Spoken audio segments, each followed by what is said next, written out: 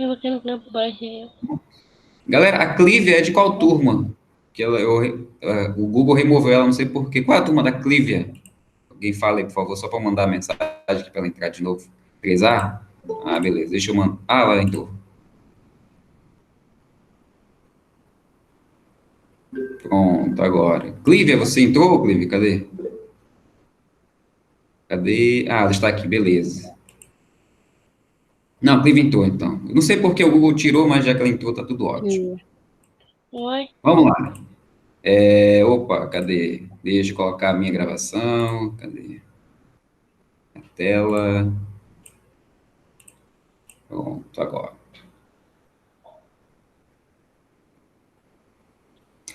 Muito bem, galera. Então, muito bom dia mais uma vez a Bom todos dia. e todas, a quem chegou também agora.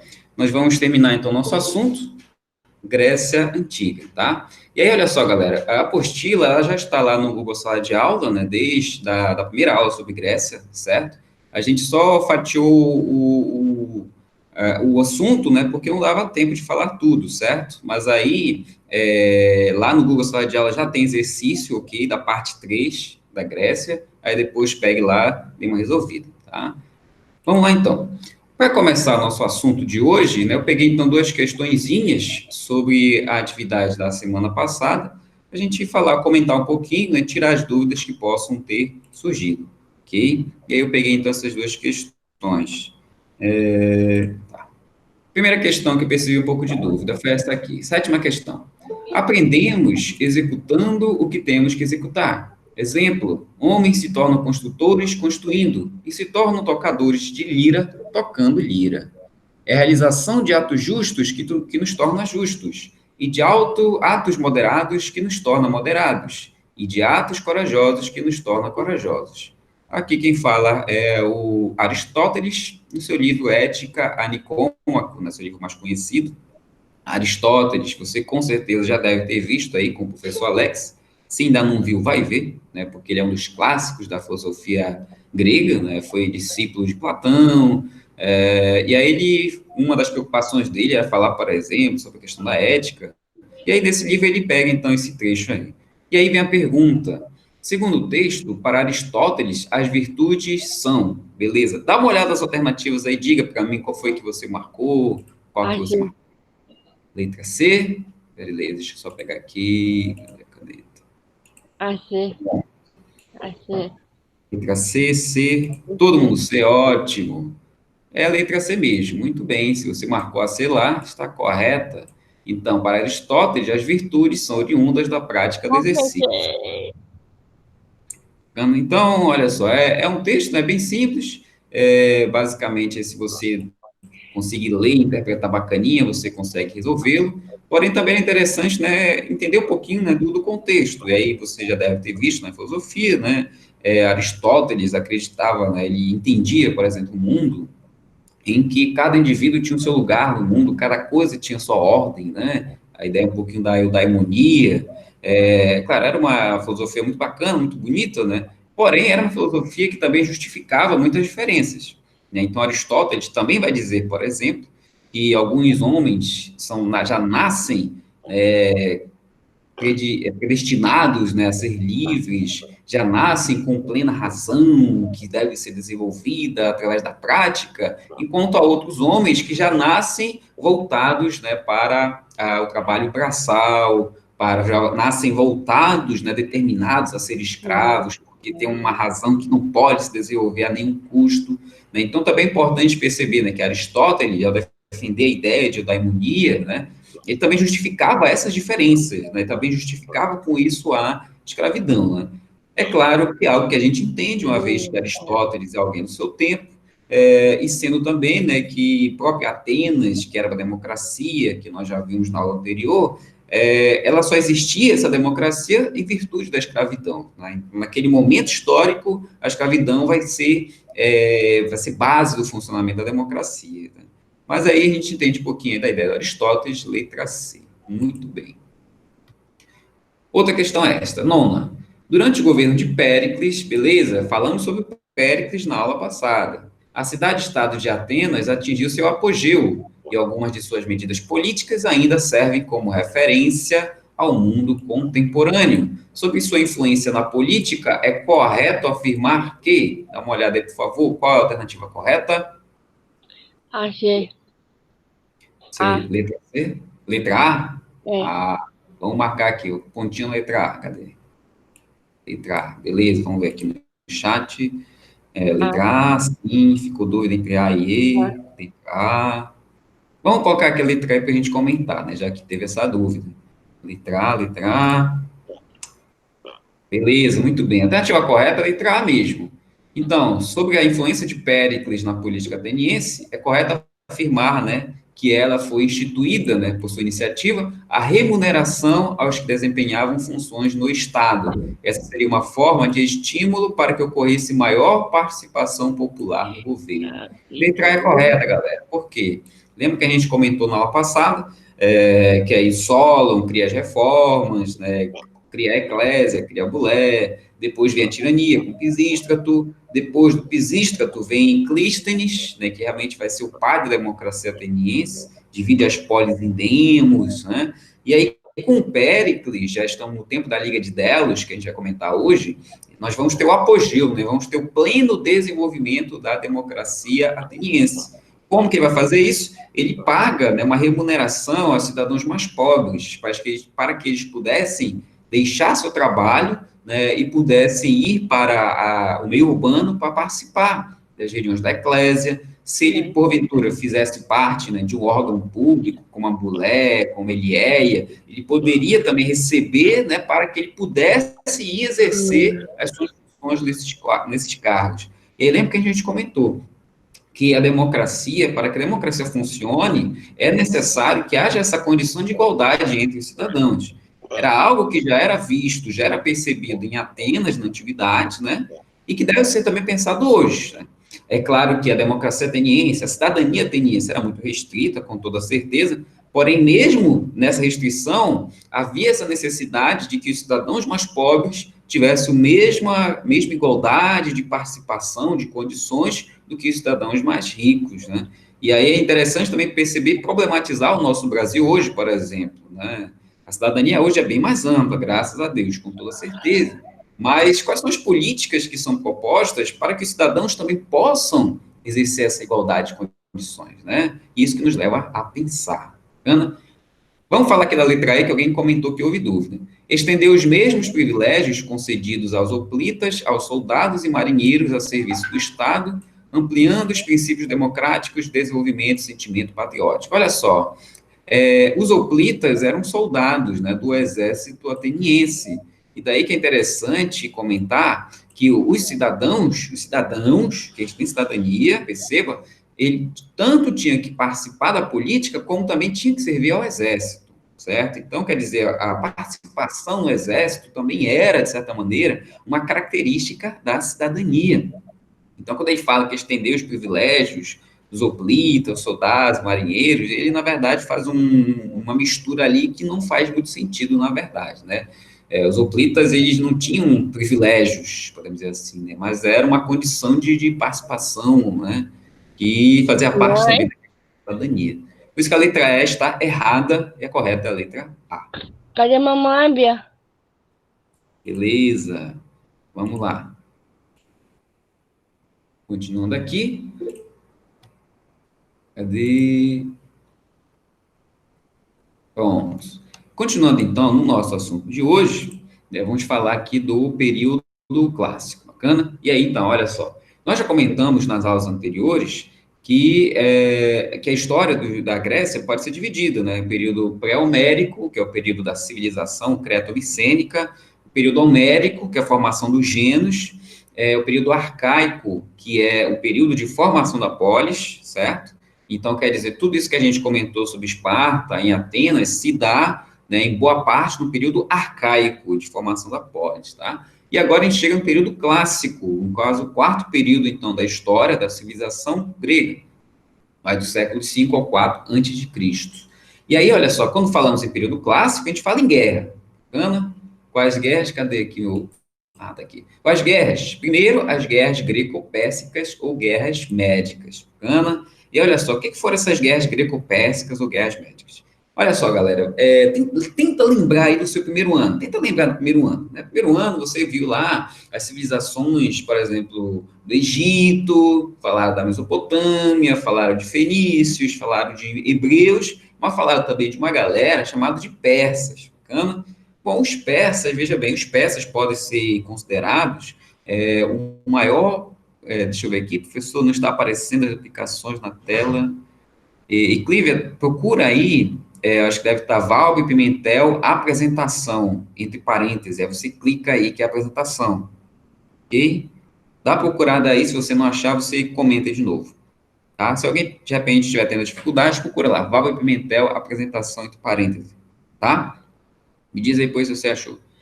Então, os persas formaram um imenso império na antiguidade, tá? Então, eles vão pegar ali a região que hoje é a Turquia, vão até ali o norte do que é a Índia, vão dominar também o Egito, é um império enorme, né? Vão dividir em satrápias, quem governava eram os sátrapas, assim vai. E qual vai ser a onda? Esses persas, né? Vamos olhando aqui o mapa, conseguiu, Clívia? Depois comenta aí. Esses persas, veja essa parte que é o território persa, né? E aí eles vão decidir se expandir para a região da Grécia. Aqui é a Península Balcânica, né? Onde estão aqui Atenas, Esparta, outras polis. E aí os persas vão ver, olha só, vamos dominar a Grécia, vamos dominar essa Grécia, e vamos. Por que que eles vão querer dominar essa Grécia? O que acontece? Você lembra que existia a Grécia Asiática? O que era a Grécia Asiática? Eram as cidades-estado que localizavam-se aqui na região que hoje é a Turquia, beleza? Então, por exemplo, Mileto, terra do Tales, né, de Mileto, ficava aqui na Turquia, entre outras regiões, que era conhecido como Jônia e tal. Então, tinha cidade-estado aqui na região da Turquia, né, que na época era da Pérsia. Essas cidades-estado decidiram se rebelar, vamos fazer uma revolta. Não queremos revolta, não queremos domínio persa, queremos liberdade, bibibi, papapá. Revolta, onda, né? E aí, é claro, como é que se resolvia a revolta nessa época? Através da guerra, através da luta, né? Da porrada, do sangue. E foi o que aconteceu. As cidades-estado que ficavam na região da Pérsia, né, ali da Grécia Asiática, vão se revoltar, os persas vão sufocar essa revolta, beleza? Vão deter, né? Vão matar muita gente, e vão pensar, pô, mas quem foi que criou essa ideia de fazer revolta aqui? E aí, qual vai ser o bizu que vai surgir? Pô, o pessoal de Atenas que vai gerar essa revolta, que vai fomentar essa revolta. Então, vamos dominar essa Grécia, que é. E aí, sim, começou a guerra, certo? Então, os persas decidiram dominar a região ali da Grécia continental, né? Região aqui da Hélade, beleza? Cadê aqui o mouse? Pronto, vamos querer dominar essa região. E aí começou a onda, guerras greco-pérsicas, beleza? Também conhecida como guerras médicas, né? Ah, professor, porque os médicos foram lá com o estetoscópio lutar? Claro que não, deixa de onda, né? Guerras médicas, porque os persas também eram chamados de medos, né? Medos ou persas. Então, é chamado também guerras médicas, por causa lá que eles eram chamados de medos. Beleza, aí começou então a onda, começou a guerra. Cadê, Clívia? Não consegui, professor, depois o senhor envia o vídeo. Poxa, tudo bem, depois eu vou mandar, mas os slides já estão lá no... Acho que é a dificuldade de conexão, então. Depois eu vou disponibilizar o vídeo, sem problemas. E aí começou a onda, beleza. Começou a onda, 492, invasão da Grécia, e aí começou a guerra. E aí vamos ter várias batalhas, né, conhecidas. Vamos ter, por exemplo, a Batalha de Maratona. O que acontece? Gente, as guerras médicas, elas são lembradas na história, um dos motivos, porque vai ser uma das poucas vezes em que esses gregos se uniram por alguma coisa. Você lembra que as cidades-estado eram independentes, eram autônomas, né? Então era cada um por si, cada um tinha o seu governo, tinha seu exército, tinha seu negócio. Algumas vezes, algumas cidades-estado se aliavam, né, para guerrear contra outras cidades-estado, certo? Então elas não se viam com uma nacionalidade, eles se viam com uma cultura em comum, mas cada um tinha seus interesses. Então as guerras médicas são importantes porque pela primeira vez o império vai ameaçar, né, todas essas cidades-estado, e é por isso que elas vão se unir. Até mesmo Atenas e Esparta, né, que vão ser adversárias de longa data, vão se unir aqui para lutar contra os persas. Por isso que é importante aí a gente saber, conhecer um pouquinho das guerras médicas, tá? Uma das batalhas conhecidas é Maratona. Por que é interessante, né? Vamos ter aliança, né, várias cidades-estado. Na Batalha de Maratona, os gregos vão vencer os persas, beleza. E aí vai ser célebre uma coisa, né? Um general, né, grego vai mandar um dos seus soldados, dos seus hoplitas, voltar correndo para Atenas para anunciar a vitória. E aí foi. Vai correndo, vai até para anunciar nossa vitória diante dos persas. E o cara correu, né? E correu. Quando ele chegou em Atenas, ele só conseguiu falar uma coisa: Niké, Niké, e morreu, né, de cansaço. Assim surgiu que a maratona, né, exatamente, a maratona, que hoje é uma corrida, né, de 42 quilômetros, o pessoal tem que correr, né, e aí vence, não só mais rápido, mas o que tem maior resistência física, né, por isso que a maratona é uma prova tão exigente, né, fisicamente. E aí surgiu a maratona, né, porque o cara correu, só conseguiu falar Niké e morreu. Niké, que em grego quer dizer vitória, né, e com certeza você deve conhecer uma marca de produtos esportivos, né? Que aí você vê lá Nike, você tira o acento, fica Nike, né? Nike. Pois é, Nike, né? Com aquele risquinho, faz referência à deusa Vitória, certo? Só você perceber, então, que os gregos estão presentes, né, em nosso cotidiano, não só nas palavras de origem grega, não só na política, mas até mesmo na nossa cultura, né, nas marcas esportivas, estão presentes também os gregos. Assim também, você que joga bola, né, joga vôlei, alguma coisa assim, já deve ter recebido, talvez, a medalha, um troféu, né, com uma mulher de asas, segurando uma coroa de louros, né, e ali está honra ao mérito. Pois é, aquela é a deusa Nike, a deusa da vitória grega, né, que aí na batalha de Maratona foi lembrada para dizer que os gregos venceram os persas. Alguém comentou aqui, quando que são... Pois é, não exatamente, não foram 42 quilômetros, realmente o percurso do soldado, certo? Mas hoje, nas Olimpíadas modernas, né, o percurso que a gente usa. Certo? Aí a gente tem que ver com o pessoal aí da educação física, talvez eles tenham uma melhor explicação do porquê hoje 42 quilômetros, certo? Mas o que é interessante é que daí surgiu essa ideia, né, de uma corrida, né, com muita exigência física, né, dos participantes. Beleza, batalha de maratona, os gregos venceram, e aí os persas foram derrotados. No início, inclusive, quem chefiava era o Dario I, né? O Dario, porém, depois acabou morrendo, quem assume vai ser o filho dele, o Xerxes. O Xerxes continua com essas expedições militares tentando dominar a Grécia. E aí que surge outra batalha famosa, né, na nossa cultura ocidental, que é a Batalha das Termópilas, onde aparece o famoso episódio dos 300, né, de Esparta, beleza? E aí que tá aqui, né? Então, vamos ter 480, né, a Batalha de Termópilas, onde aparece os 300. E aí é interessante, galera, você já deve ter visto esse filme, né? Um filme muito bom, com certeza, né? Bem em questão de entretenimento, é legal, né? Porém, é importante também perceber, né, que essa ideia dos 300 que morrem, né, é meio que um relato mítico, né? Por quê? O que acontece? Vai realmente ter ali uma elite de soldados, 300 espartanos, que na Batalha de Termópilas se posicionam para atrasar o avanço dos persas, né? Porém, havia outras pessoas também lutando, porque você lembra que a gente comentou que em Esparta, embora os espartanos formassem a elite militar, a oligarquia com cidadania, né, os periecos também eram convocados para a guerra, né? Mesmo não tendo o mesmo treinamento militar, mas os periecos também tinham que lutar, nem que seja força, né? Em algumas situações, até mesmo os ilotas lutavam, né? Então, é importante perceber, claro, que nesse conflito também vamos ter aí periecos, vamos ter ilotas, né? Não são só os 300 espartanos que morrem.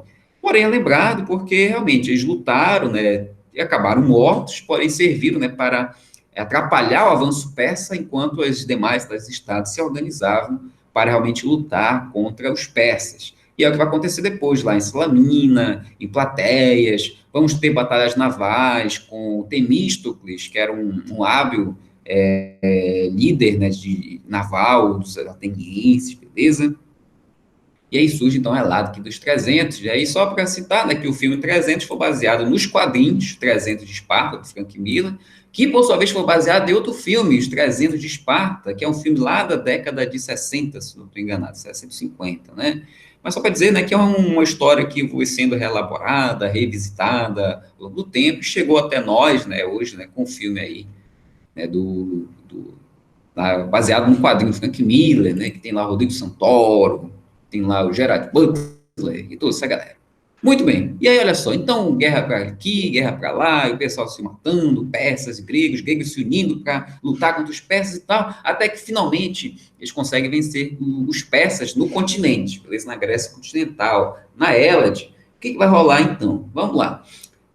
Os gregos vencem novamente, a gente comentou. O que acontece? Quando os gregos conseguem expulsar os persas do continente, os atenienses, a polis de Atenas, decide continuar a luta fora do continente, certo? A região ali já da Ásia Menor. E aí o que acontece? A Atenas vai formar a Liga de Delos, beleza? O que era a Liga de Delos? Era uma confederação de cidades-estado liderado por Atenas. Então, veja, Atenas forma uma confederação, uma aliança de cidades-estado para continuar lutando contra os persas, né? É claro que Esparta vai sair daí, né? Quando eles conseguem expulsar os persas da Grécia continental, os espartanos pensam, já fizemos nossa parte, Atenas, se quiser continuar lutando, a gente vai continuar com a nossa vida para cá, e os atenienses, então, formam junto uma galera e continuam lutando. Liga de Delos, tá? Grava aí, guarda esse nome, anota esse nome aí. Deixa eu só ver aqui. Os espartanos eram realmente muito bravos, igual mostrado nos filmes? Cara, eu acho que sim. Né? Talvez até mais, porque você lembra do treinamento militar deles, né? Lembra que o espartano, desde os 7 anos, ele já era preparado para a guerra, né? E sendo que antes dos 7 anos, mesmo em casa, ele já tinha uma disciplina rígida, e costumava apanhar muito dos pais, para ele já ir ganhando resistência física. Então, quando ele chegava aos 7 anos, ele só continuava nesse treinamento. Então, a vida toda do espartano, né, desse grupo social, era regido pela guerra. Então, sim, eu acho que nessa parte o filme, ele conseguiu conversar com a realidade, né? Embora, a gente pode dizer que na história mesmo, eles eram ainda mais bravos, podemos dizer assim, usando esse termo mais bravos, né? Porque você lembra que no filme aparece o espartano lutando contra o monstro, parece um lobo, né? Com olhos, parece de pedras preciosas, né? E na realidade o espartano ele tinha que matar ilotas e não monstros, né? Então, talvez nesse caso, talvez eles fossem ainda piores, de certa maneira, né? Mais agressivos militarmente, tá? Aí voltando então aqui, Liga de Delos, chefiado por Atenas. Beleza, galera. Quando Atenas forma a Liga de Delos, o que a Atenas fazia?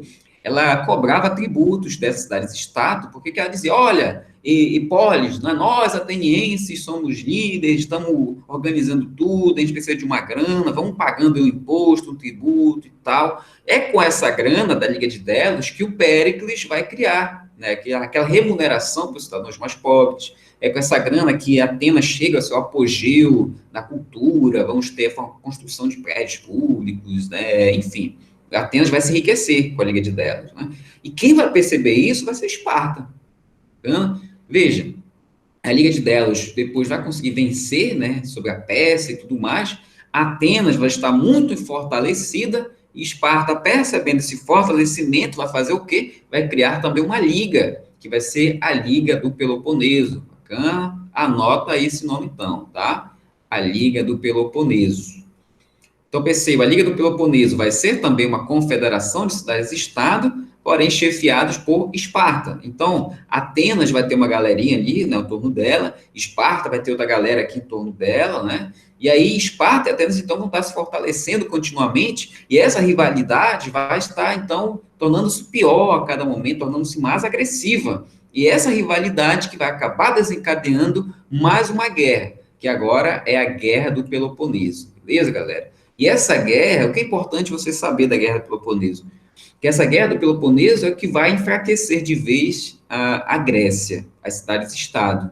Que vai ser a gente pode dizer assim que foi uma guerra, né, das polis contra as polis, né, uma guerra de todos contra todos, um conflito generalizado, devido a essas rivalidades entre atenienses e espartanos. Né? Vai ser uma rivalidade, né, que vai se fortalecer, que vai desencadear nessa guerra, que vai aí, né, de 431 a.C.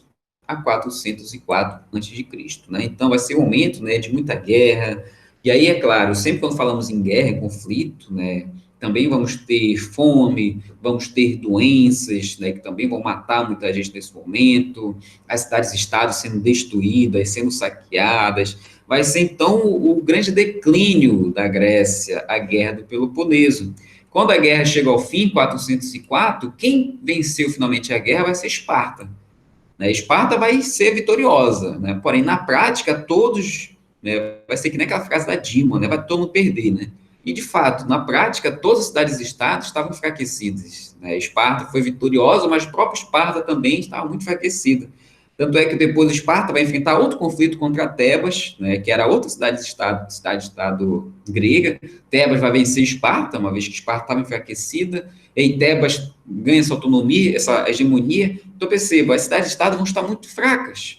E assim como o corpo, podemos fazer essa analogia, assim como o corpo humano, quando está enfraquecido, acaba permitindo, né, a chegada de outras doenças, assim também Grécia está enfraquecida, e isso vai abrir, né, caminho para a conquista da Macedônia, do reino da Macedônia.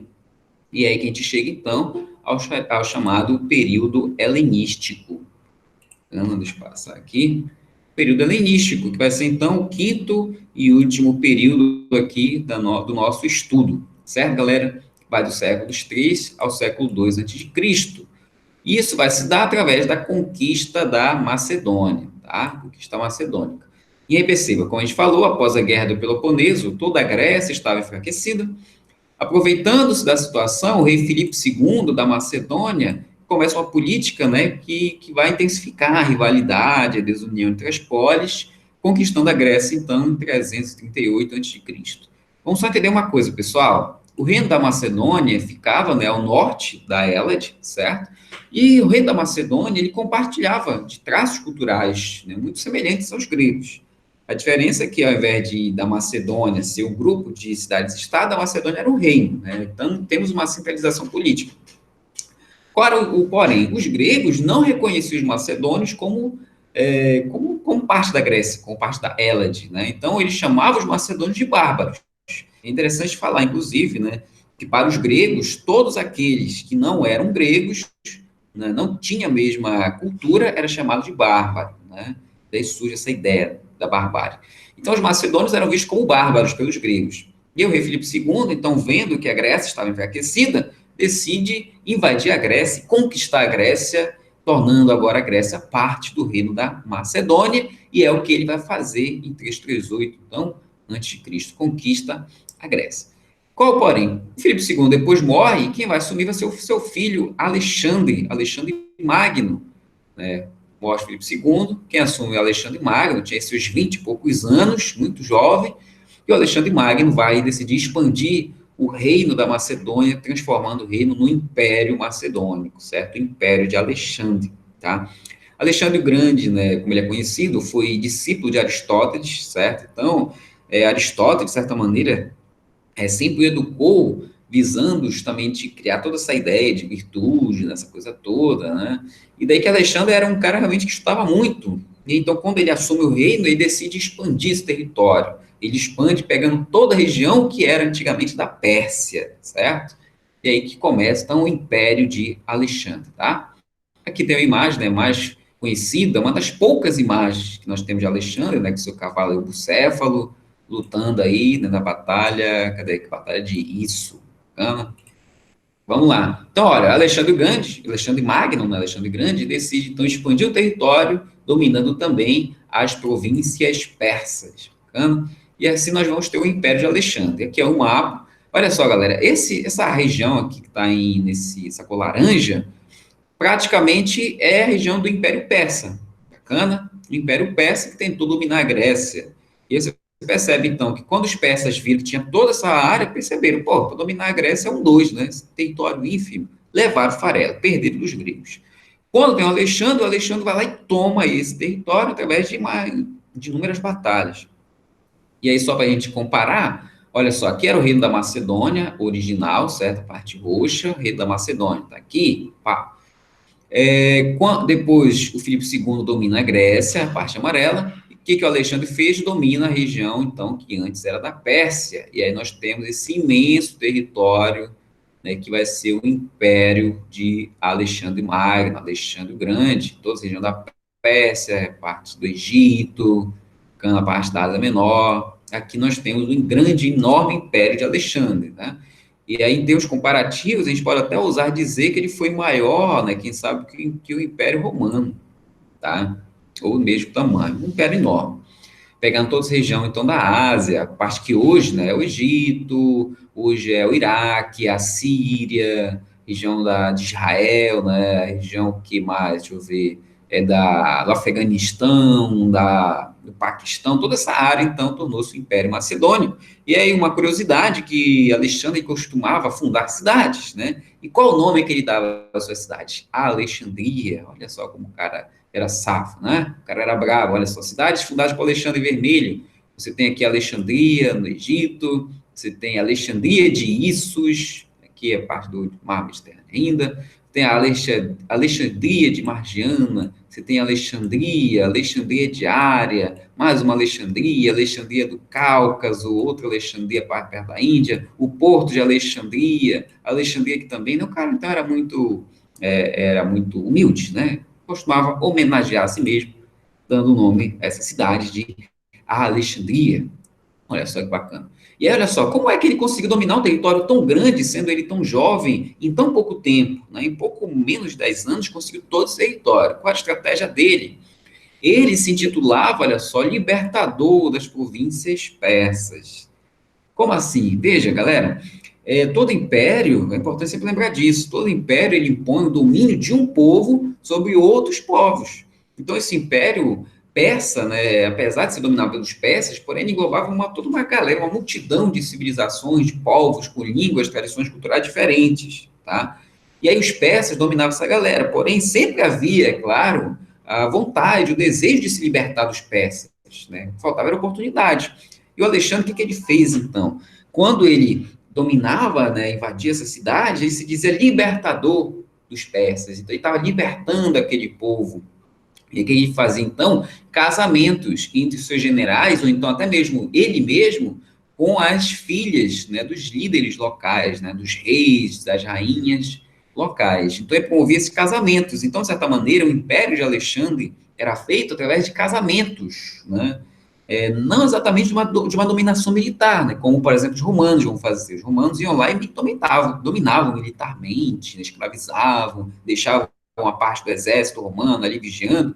E o Alexandre não, então ele dominava, expulsava os persas, se dizia libertador, promovia esse casamento entre essas lideranças e assim mantinha esse império, né? Foi assim que ele conseguiu. Então perceba que ele tinha uma astúcia, não é à toa que ele foi discípulo do Aristóteles, né?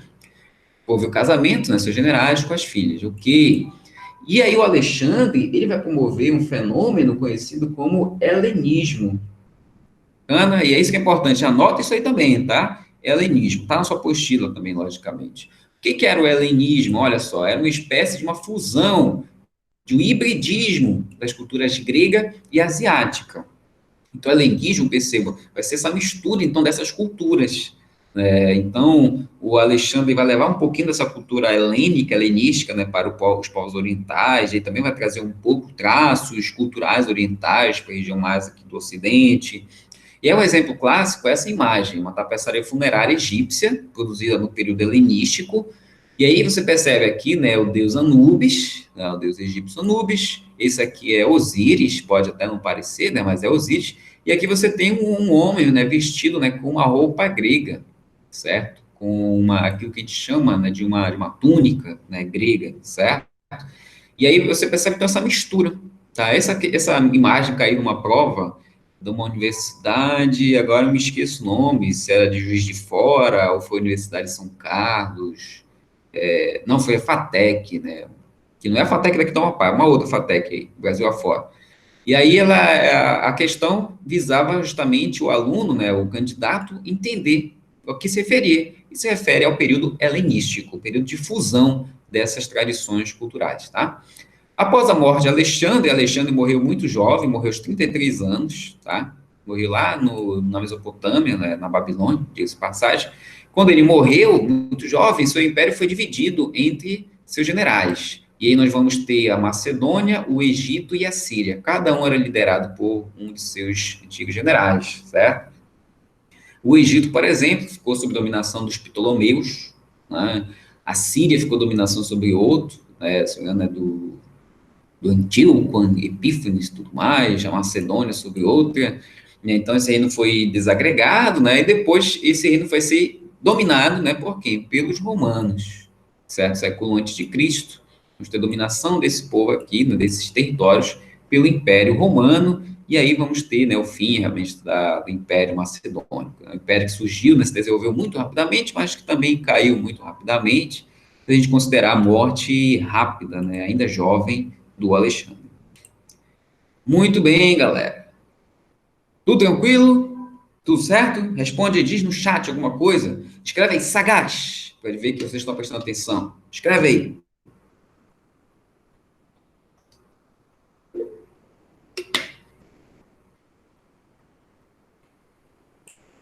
Beleza? Sagaz. Isso aí, galera. Pronto. Tô vendo agora que o pessoal tá atento. Sagacidade, sagacidade, escreve aí, sagaz. Isso, agora. Bacana. Então, esse aqui é o nosso código, né? Se a gente não falou antes, né? Então, quando falar sagaz, né? O sagaz, aí você põe o sagaz aí, a gente vê aí, né? Quem tá aí acompanhando, bacana. Beleza, galera? Sagaz. Então, vamos lá. E aí, olha só, essa última parte, então, a gente vai falar um pouquinho da arte, um pouquinho da cultura, de mitologia, né? E para a gente entender também um pouco dessa mentalidade grega, né? Que é algo também, às vezes, algo que é cobrado também nas provas, às vezes, e é importante, então, a gente saber um pouquinho, tá? Olha só, aqui primeiro temos alguns exemplos da arte helenística, certo? Então, são artes, né, esculturas gregas que foram feitos durante o período helenístico, esse período de fusão, né, das culturas ocidental com a cultura oriental. E a gente tem algumas imagens. Vamos falar dessas aqui primeiro, né? Vamos por ordem cronológica, né? Coloquei as imagens aqui ao contrário. Agora que eu vim prestar atenção nisso. Vênus de Milo, né? Foi feito provavelmente lá pelo ano 101 a.C., certo? E aí a famosa, né? A famosa imagem, né? Que você tem aqui uma mulher e ela está sem os braços. É claro, professor, ela foi feita sem braço? Claro que não, né? Essas imagens muitas vezes estão em ruínas justamente porque você lembra que havia muitas guerras, muitos conflitos na época. Então, quando havia essa destruição, até as estátuas acabavam sendo destruídas, ou então elas eram roubadas, e aí os navios acabavam naufragando, né? Algumas estátuas, por exemplo, foram encontradas, né, lá no fundo do mar, certo? E aí essa imagem é muito famosa, é Vênus de Milo, e é interessante a gente comentar, né, que ela foi produzida durante o período helenístico, certo? Colocou aqui. Aí tem outra imagem, que é a Vitória de Samotrácia, beleza? E aqui era a deusa Vitória, a deusa Nike. Então, ela também tinha braços, ela tinha outra asa, né, tinha uma cabeça e tudo mais, porém só restou essa parte aqui dela. E outra imagem também desse período muito famosa é Laocoonte e seus filhos. E é uma imagem assim, muito interessante. Já foi feita mais recente, né, 27 já depois de Cristo. E você percebe justamente toda a dramaticidade nos corpos, nas expressões das pessoas, né? Esse Laocoonte e seus filhos foi feito, né, com base na história, né, da Guerra de Troia, quando foi feito, né, o cavalo de Troia pelos gregos para conseguir entrar na cidade de Troia. Laocoonte seria um sacerdote, Deus Apolo, teria falado mal, teria tirado sarro, né, do cavalo de Troia, falando que não ia dar certo, que isso é uma idiotice e tudo mais. E aí conta-se que Poseidon, muito bravo, né, com isso que ele estava falando dos gregos, mandou serpentes marinhas matarem os seus filhos. E aí os seus filhos estavam sendo atacados pela serpente, Laocoonte tentou ajudá-los, acabou sendo morto também. E aí virou tema, então, dessa obra, certo? Aí você tem, né, os corpos aí contorcionados, né, mostrando essa dor, essa aflição, e é por isso que a gente sempre lembra, né, como um exemplo dessa arte helenística, né? Também essa preocupação, né, em mostrar também essa contorção dos corpos, a gente pode ser apontada, né, um pouco como uma influência, né, oriental na arte, que a gente percebe, inclusive, na Vênus de Milo, né? Você vê que a Vênus já está assim, meio tortinha, mas para mostrar um pouco essa perfeição da forma, né? Não é algo à toa. Beleza? Religião e mitologia, a galera pediu desde a primeira aula, fala de mitologia, professor, né? Vamos lá falar um pouquinho, né? Pelo tempo que ainda nos permite. Galera, você sabe, né, que os gregos eram politeístas, né? Possuíam vários deuses. Olha só, você com certeza sabe muito de mitologia, né? Então, fala aí para mim escreve, então pode falar. O que você sabe de mitologia grega? Quais eram as características dos deuses gregos? Sabe aí? Qual era a característica dos deuses gregos? Os deuses gregos, eles eram vistos pelos gregos, assim como nós cristãos vemos a figura de Deus, por exemplo?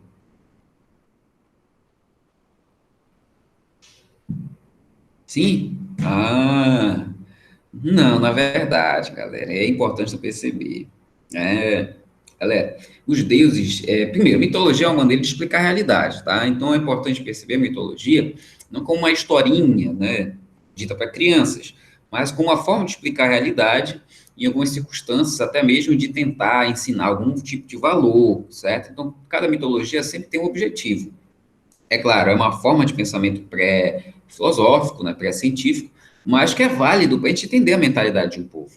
Então, veja, os deuses da mitologia grega, eles incorporavam, é claro, elementos naturais, né, quem colocou, acho que aqui, talvez seja isso que queria comentar, né, eram ligados a fenômenos da natureza ou a ofícios humanos, né, ofícios, trabalhos humanos, e esses deuses não tinham nada a ver com a nossa ideia de Deus, né, hoje em dia, né, de Deus monoteísta, né, porque eles eram deuses, eles eram imortais, porém eles incorporavam sentimentos humanos, né, então eles não eram nada perfeitos como a gente entenderia. Então eram deuses que também amavam, eram deuses que odiavam, eram deuses que sentiam ciúmes, eram deuses que puniam, né, talvez nesse quesito a gente ainda tem um pouco, né, um pouco dessa mentalidade ainda medieval, também de punição divina, né? Mas isso aí é outra coisa que a gente pode discutir em outro momento, né? Não cabe aqui. Mas era um Deus, então, que eles interferiam muito na vida humana, né? Então, por conta disso, que para esses gregos, né, a maior parte deles, então não havia muita diferença entre o que seria o mundo terreno, então esse mundo mítico, uma vez que Deus estaria interagindo com os humanos a cada momento, né? E daí veja, então aqui tem os principais deuses, você deve conhecer. Vamos lá então, galera, vamos interagir. Zeus era deus de quê? Qual era a função? Qual era o trabalho dele? Comenta aí, escreve lá, que eu sei que você sabe. Quem era Zeus? Escreve aí. Raio, né? Rei de todos, deus principal, governava o Olimpo, da beleza. Deméter, agora comenta aí, quem era Deméter então?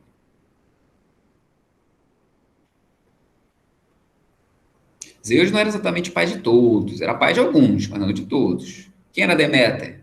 Você sabe quem é Deméter? Vai lá rapidinho, o tempo está acabando. Surgiu a dúvida? Agricultura, ótimo. Quem era Hera?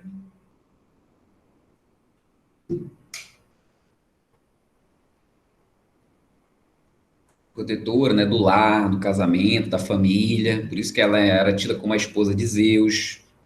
Tudo bem? Hefesto, esse aqui acho que é fácil. Quem é Hefesto?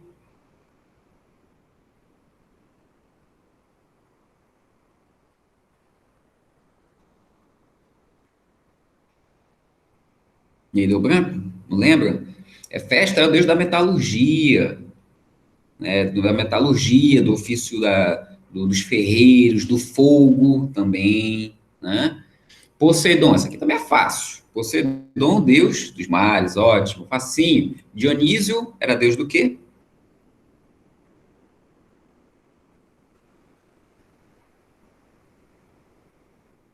Quem era Dionísio? Esqueceu? A natureza? Não exatamente. Dionísio era o deus do vinho, da festa, né? Atenas, essa aqui também é fácil. Atenas era a deusa do quê? Atena, perdão. Desconsidere o S, não tinha S, né? Atenas é a polis, tá? Né? Da sabedoria, da inteligência, com certeza. Deusa Atena, esqueça esse S que foi junto na arte. Apolo, esse aqui também é fácil. Quem era Apolo? E aí? Da poesia, das artes, né? Da música, da beleza masculina também. Né? Dizia-se que ele que carregava, né? O sol, inclusive. Ares, esse aqui também é fácil. Ares, Deus do quê? A guerra, perfeito. Ártemis, Deusa do que? Ártemis.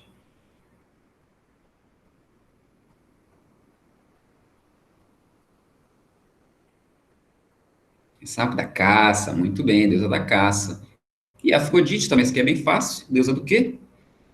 Do amor, né? Da beleza feminina. Perfeito, pronto. E aí, olha só, aqui, né, tem uma imagem, né, feita pelo Francisco de Goya, século XIX, Saturno devorando seus filhos, ou melhor, devorando um filho, né? E aí eu queria só falar rapidinho, então, do mito da criação. Você deve saber, com certeza.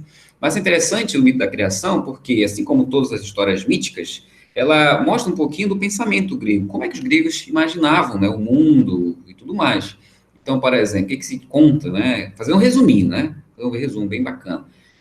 No princípio, né, havia o caos, né, o amor, tem até uma colinha aqui para não enrolar, né, havia o caos, a escuridão, a noite, né, a terra, né, Gaia vai gerar Urano, que era o céu, porém contava-se na mitologia, né, que Urano cobria Gaia, né, então quer dizer, cobria Gaia no sentido meio que biológico, de certa maneira, cobrir como se eles vivessem um eterno ato sexual, podemos dizer assim, né.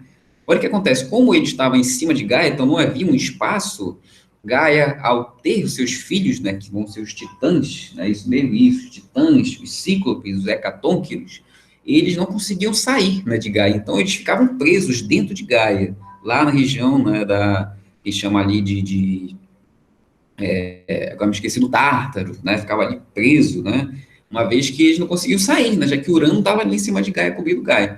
Quando é que isso vai mudar? Né, quando aparece o Cronos, né, o Cronos, ele conta essa história, né, que ele vai conseguir ali, diz, né, que ele vai castrar, né, vai cortar ali, né, o Bilau, né, de Urano. Quando ele castra Urano, Urano então se separa de Gaia. E é interessante, olha só, o que a história conta na mitologia grega? Que quando ocorre o espaço, né, entre a Terra e o céu, surge então o espaço e surge também o que? O tempo, né? Por isso que Cronos é o deus do tempo, né? Daí vem cronologia, cronômetro e tudo mais. Cronos, então, torna-se o rei de todos os seres. Porém, Cronos continua sendo tirânico, porque ele tinha medo de perder seu poder. E aí conta-se, então, que ele devorava, né? Ele vai se casar com Reia, né, uma de suas irmãs, e engolia, né, os seus filhos, devorava os seus filhos para que ninguém tomasse seu poder. E aí, o que acontece? Reia vai conseguir enganar Cronos, ele vai dar uma pedra no lugar de Zeus, e ele vai acabar engolindo uma pedra, né, pensando que é Zeus. Reia esconde Zeus numa ilha em Creta, olha só, ilha de Creta, né, civilização cretomicênica, e lá Zeus, então, vai ser alimentado, né, por um bode, onde saía frutas, né, seus chifres, conta essa história, até que depois, fortalecido, Zeus consegue liderar uma revolta contra Cronos. Eles conseguem fazer com que Cronos vomitasse os seus irmãos, os irmãos de Zeus que foram vomitados, né? Deixa eu ver aqui, era Hestia, Deméter, Hera, Hades e Poseidon. Ele vomita isso, né? E aí eles conseguem se aliar com Zeus, que se alia também com Titãs. Depois de 10 anos de guerra, eles lutam, derrotam Cronos. E aí o que acontece? Depois de derrotado Cronos, Zeus aprisiona os titãs inimigos, né, lá né, no Tártaro, alguns eles vai punir, como por exemplo Atlas, né, que tem que ficar segurando o céu, né, por exemplo. E o que acontece? Zeus, depois de tudo isso, ele começa a ordenar o universo, porque ele dá, né, cada um de seus irmãos um poder, depois ele vai tendo outros filhos, né, com Atena, né, que dá da sua cabeça, por isso é Deus da sabedoria, né, e tudo mais. A Afrodite é quase que uma tia, né, de Zeus, porque ela vai surgir, né, quando castram, né, o Urano, e aí esse sangue cai no mar, surge Afrodite e tudo mais. Mas, enfim, mas resumindo essa história doidona, né, pode parecer doido, mas o que os gregos estão vendo, né, qual é o ideal? É a ordem, a organização. Por que Zeus torna-se, então, rei dos deuses? Porque ele ordena o universo, ele cria uma ordem, né, e quando ele cria essa ordem, é aí que surge, então, o mundo. E daí a ideia, que depois vai ser aprofundado por Aristóteles, da eudaimonia, né? A ideia de que tudo tem um lugar no mundo, todo ser também tem um lugar, e tem muito a ver também com a história, né, lá da Ilíada, da Odisseia, né, por exemplo. E aí, olha só, nosso tempo já acabou, né, então, falando de maneira bem rápida, a Ilíada fala sobre a história da Guerra de Troia, né, os gregos passam 10 anos, né, lutando em Troia, até que depois eles conseguem vencer com a estratégia do cavalo, e consegue vencer Troia. E aí, depois de 10 anos de guerra, aí tem o retorno de Ulisses a Ítaca, né? Ulisses era um dos reis que participou da Guerra de Troia. E aí tem a história da Odisseia, né? Que é a história da viagem de Ulisses de volta para sua terra, depois de 10 anos. Ele passa mais 10 anos para conseguir voltar para sua terra. Porém, porque essas histórias são interessantes, são importantes, porque elas vão surgir naquele período homérico que a gente comentou, né? E daí eles trazem também um pouco dessa mentalidade grega, né? Então, por exemplo, em Ilíada, você tem a história de Aquiles, que era um herói, né, que tinha bravura, coragem, tudo mais, né? Porém vai morrer muito jovem. Na história de Odisseia, o herói agora é Ulisses. Ulisses já não queria morrer jovem, ele queria viver mais, né? Então ele tem toda uma astúcia para conseguir, então, lidar com monstros, né? Com os deuses também. E nisso ele chega finalmente à sua casa. E depois você dá uma olhada lá na apostilinha, certo? E fala um pouquinho mais sobre essas histórias. É importante falar um pouquinho, né? Filosofia, não vai dar tempo de falar, né?